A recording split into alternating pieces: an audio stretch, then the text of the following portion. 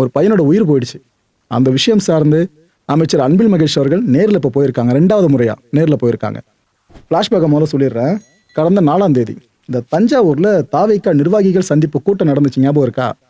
பொதுவாக விஜய் அவர்கள் இது போல் கூட்டங்கள் சார்ந்து விமானத்தில் போயிட்டு அங்கே பக்கத்தில் இருக்க ஏர்போர்ட்டில் லேண்ட் ஆகிடுவார். அப்புறம் அங்கேருந்து வாகனத்தின்படியாக சாலை மார்க்கமாக அந்த கூட்டம் நடக்கிற இடத்துக்கு போயிடுவார். அதே போல தான் அந்த டைம்லையும் அவர் ஏர்போர்ட்டில் லேண்ட் பண்ணிவிட்டு வண்டி எடுத்துக்கிட்டு அந்த கூட்டம் நடக்கிற இடத்த நோக்கி போயிட்டு இருந்தார்.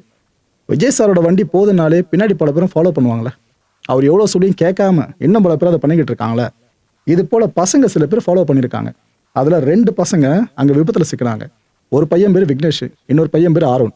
இல்லை விக்னேஷ் சொன்ன பார்த்தீங்களா, அவருக்கு தலையில் பலத்த காயம். எந்த அளவுக்குன்னா பையன் பிழைப்பாரா பிழைக்க மாட்டாரான்னு எல்லாம் பயப்படுற அளவுக்கு தான் பெரிய காயம். இன்னொரு பக்கம் இந்த ஆரோன்ற பையனுக்கு எலும்பு முறிவு ஏற்பட்டிருக்குங்க. இதில் உயிர் போகிற அளவுக்கு காயம்னு பார்த்தீங்கன்னா விக்னேஷ்க்கு மட்டும்தான்.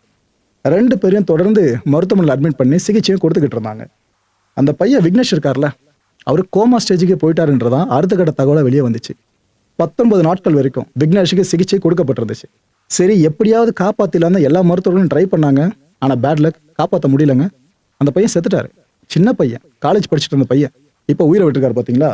அந்த குடும்பமே கதறி துடிச்சுது இந்த செய்தியை கேட்டதும். எப்படியாவது பணத்தை புரட்டி, அதுவும் கவர்மெண்ட் சைட்லேருந்து வந்து வர அஷூர் பண்ணியிருக்காங்க. பையனை காப்பாற்றலாம் நினச்சிட்டு இருக்கும் போது தான் இப்போ ஏற்பட்ட துயர் மிகுந்த செய்தியை அவங்க காதில் வந்து எழுதிருக்கு.